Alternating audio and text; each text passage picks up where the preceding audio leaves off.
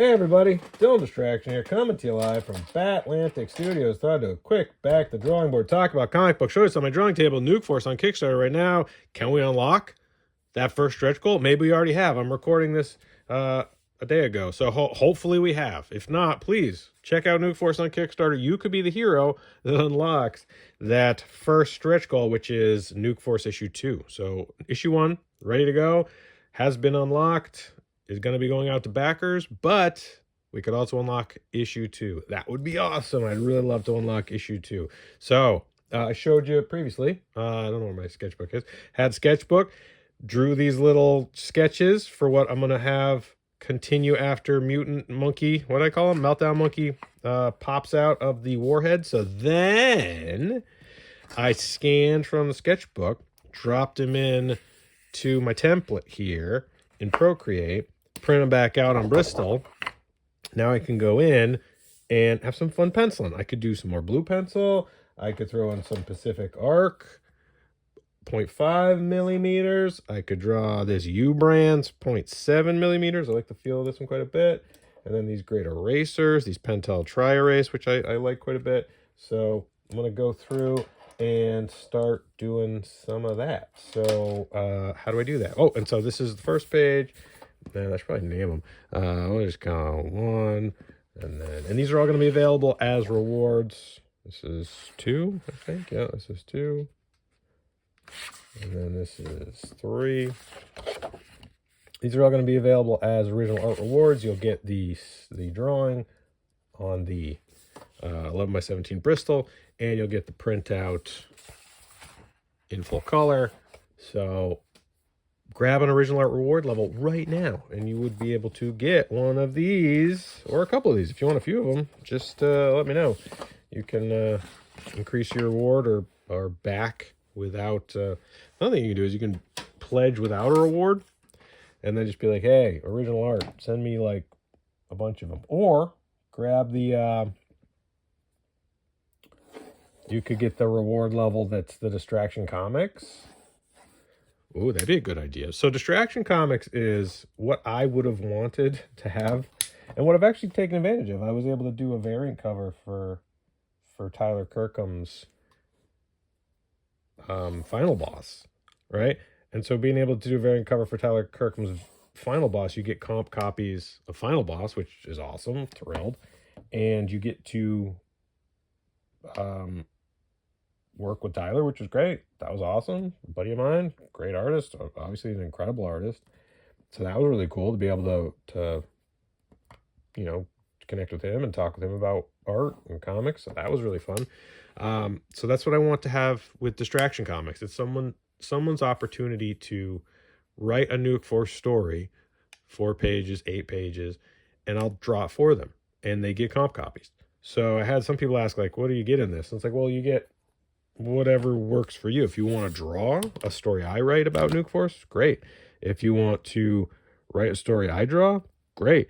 If you want to have a buddy of mine that I know, if you're like, oh, I'd love to get so-and-so in on this, like, cool, let's see if we can get so-and-so in on this. It's, you know, that might be out of my control, but I'd love to try if that's something people would like. So, and I'm also going to try to bring in friends that want to work on stuff. So Luis Rivera is a friend of mine, and I got him to do some pages.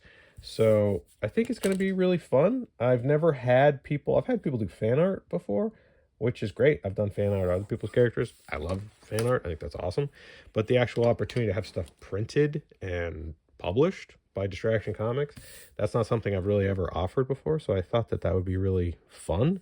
And that's what Distraction Comics is to me. It's an opportunity to work with my friends and work with people that maybe don't have the ability to get a file to the printer. You know, I kind of take it for granted, like, because I've published so many comic books, like I've published a bunch of comic books. So this idea that, like, I take it for granted, like, oh, anybody could just make a comic and send it to the printer. And it's like, no, not everybody could do that. Some people might want to, or they might want to learn how to. It's like, well, how could I do that? How could I facilitate that knowledge? Because I am an instructor and I love teaching. How could I help people to kind of get over that hurdle? And it's like, well, I could offer the ability to work with them and kind of show them how to do that. And so hopefully that's something that you're excited about or interested in.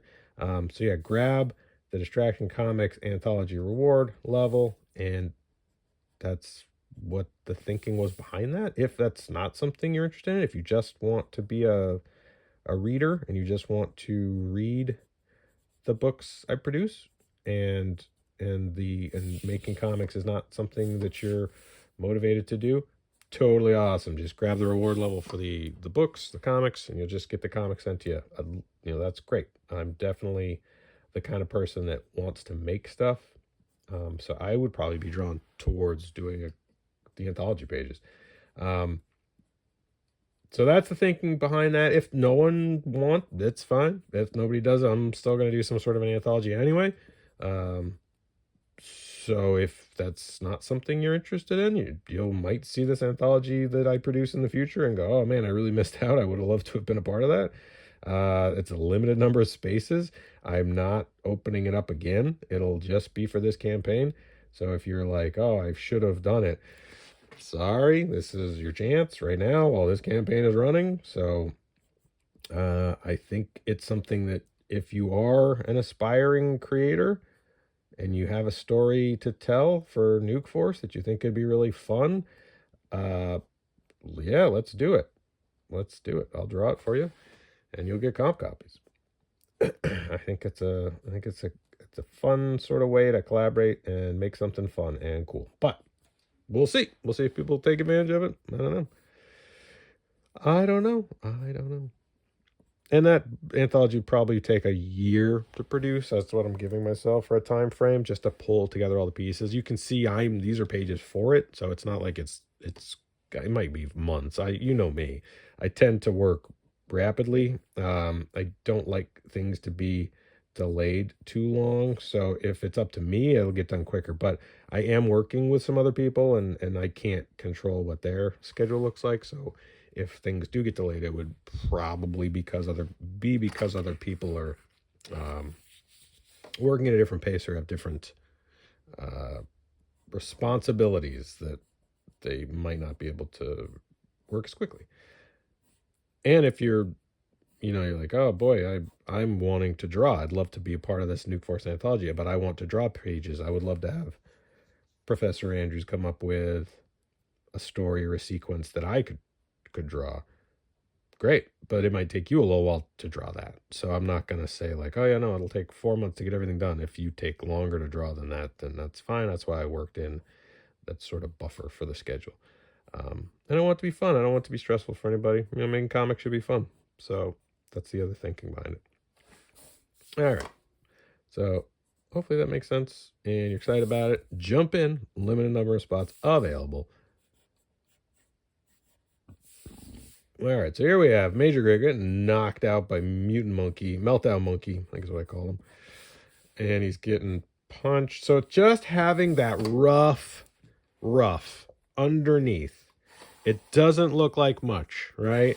And not a lot there, but it gives me something I can build off of because, man, there is nothing more daunting than sitting down to a blank white piece of paper and just being like, what's gonna go there, right? That's just, oh boy, that's hard. It's hard to start with nothing. So if you're in your sketchbook and you do some roughs, you got something to start from, and you could vary. I could go off the rails and do something different. That would be fine.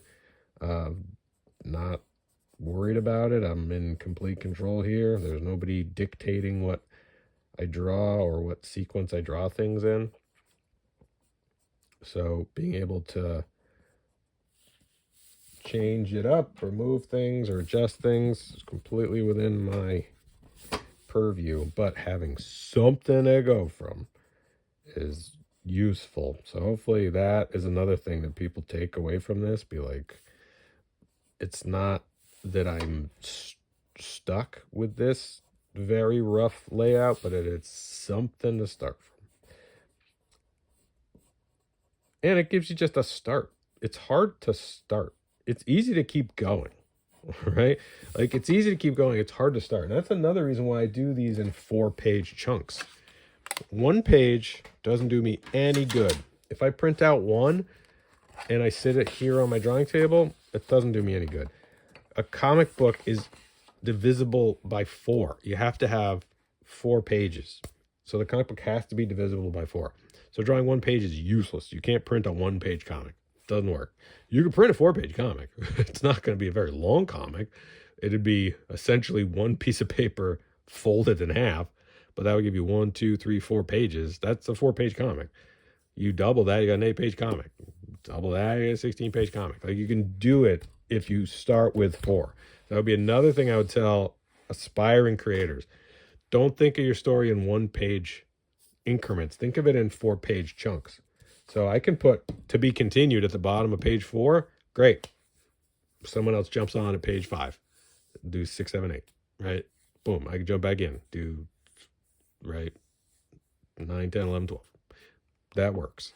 But having it be 1 page, a pinup, it's useless to me. So, gonna continue working on these. Gonna keep penciling these bad boys. But please go right now to Kickstarter. Check out Distraction Comics on Kickstarter. Go to DylanAndrewsArt.com. Link is right there. Go to any of my social media. But yeah, DylanAndrewsArt.com is a great place to check it out. Big image of Nuke Force. Tap on that. Click on that, and that'll send you right to the campaign. So, as always on the Dylan Distraction Show, let's look at some work. So, I don't know if I've shown this off yet. This just recently came. Jack Kirby. The Marvel Comics covers of Jack Kirby. This is a fun one if you're trying to think about, like, oh man, hard to figure out compositions or layouts or covers. Look at all these Jack Kirby ones are great. Great compositions, great layouts, great covers, great logos. So I love that stuff. So this is a great book. Just got it. This is volume 1, 1961 and 1964. But I feel like I might have shown this one already. Possibly. Great inking too. Wish this was on a textured, uncoated stock, but it is nice on the gloss. It is a nice glossy page. I love how he draws rocks, right? I always say that, but great rocks. Great water. Great dirt. All those sort of textures, like great building gibberish. Not a lot of cars. Doesn't draw a lot of cars. They just not have cars back then. You know who doesn't draw a lot of cars? Eric Larson doesn't draw a lot of cars. I dare you to find a car in this. They're always in the city. They're always in New York. Oh, I think I see a car. That'll be a fun game. Find the car. Not a lot of cars. And the city's always way in the background, right? Which I love. Oh, this one, the city is a little closer. But he's like, the city is not the focal point. The city is just a silhouette, right? It's just to frame the action. The characters are coming at you. The characters are what they want you to see. It's not a, it's like this. It's just to frame the action. Sense of space. The environments, the city are just there to hold it's the plate that holds the food. Oh, they're actually interacting with the building. Especially on covers. One piece of a part of a car. That was all we saw. That's all you need. So, love Jack Kirby's stuff, obviously. Hugely influential. But I also got this one. I don't know if I've shown this one. Jack Kirby's Dingbat Love. Tomorrow's Publishing. True Life Divorce. Soul Love. Dingbats of Danger Street. So, unpublished 70s stories by the King of Comics. This is a bunch of different paper stocks. It has this uncoated, and then John Morrow gives an intro here. I don't know why these were unpublished. Ooh, classic coloring, classic moire pattern stuff, pencils.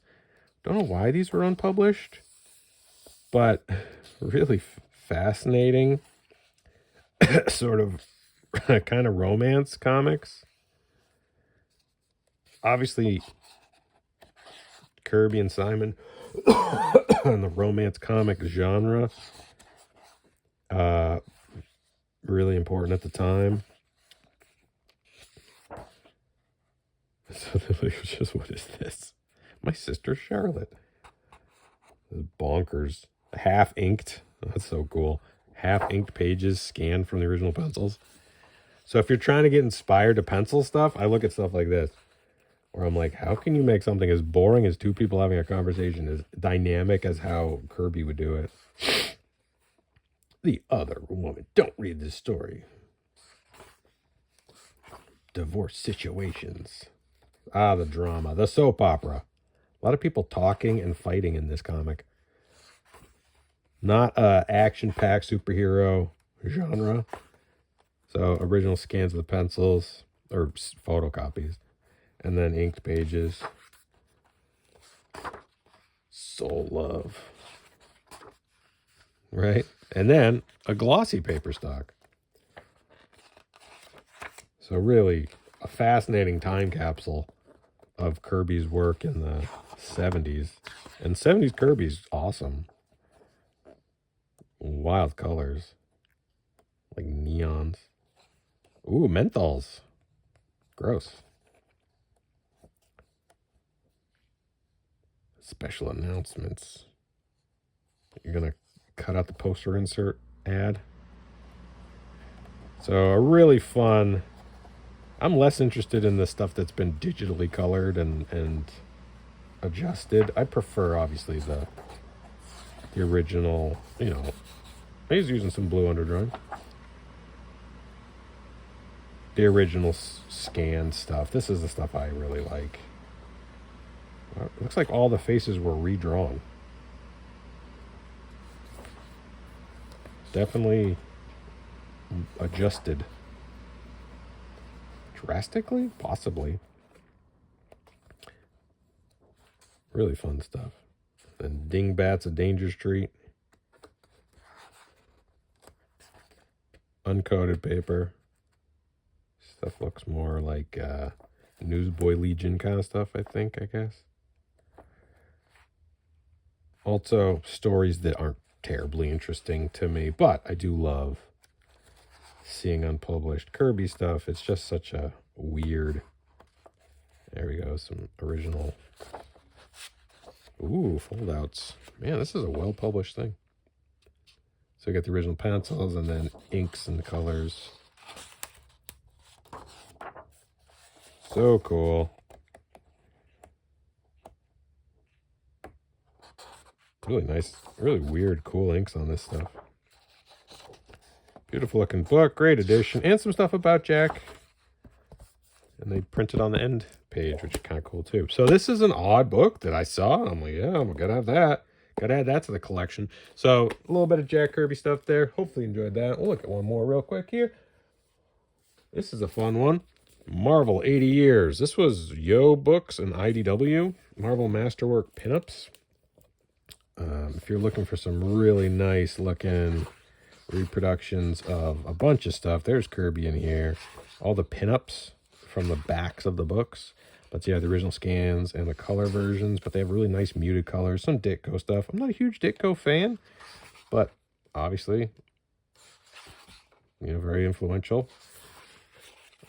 Beautiful. I'm more of a Kirby Ramita guy, but I like Ditko. He's fine. So I love all this stuff. Classic colors, really beautiful paper, sort of this off-white textured paper. I think is a really nice way to present this stuff. Ditko, very cool Ditko stuff. I mean, those first few Spider-Man issues were just so profoundly weird. So this is a great one. Bunch of pinups. This book not terribly expensive either. So you can grab, there's a nice scan of the original art. Awesome. So cool. So this is another great one. Some classic vintage comic book stuff. So that's the kind of stuff I surround myself with while I'm sitting here at the drawing table talking to my phone. All right. Thank you, everybody. Go right now, DylanAndrewsArt.com for the link. Go to the Kickstarter. Look up Nuke Force. Nuke Force on Kickstarter. We've hit goal for issue 1. Let's unlock issue 2. Okay, thanks. Bye.